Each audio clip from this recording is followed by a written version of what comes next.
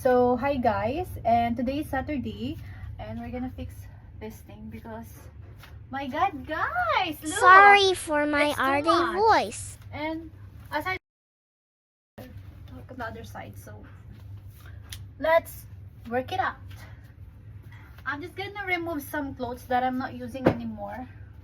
Well, sometimes I do, it depends on my mood, but you know, it's looking like this, it's very bad. It's looking like I don't know. But first, we need to put this one. Ah! I need to mute on this part kasi she's telling me something na kailangan din yung marinig. Kaya mute muna tayo. Okay guys, so this is the vest. Okay, kaliwala about the vest. Let's just focus on the clothes, okay? So this jeans, of course I'm using this.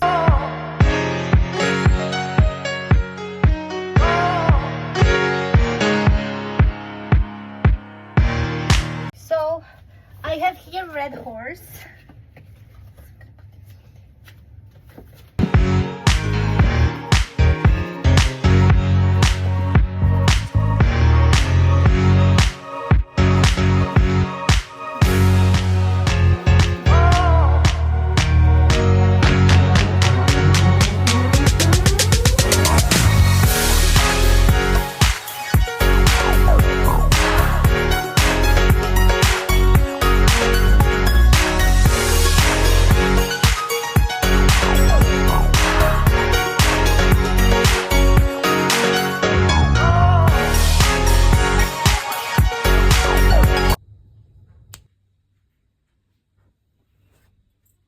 So guys, I'm actually done. I already finished taking a shower, and but about down is for Ate Sharon.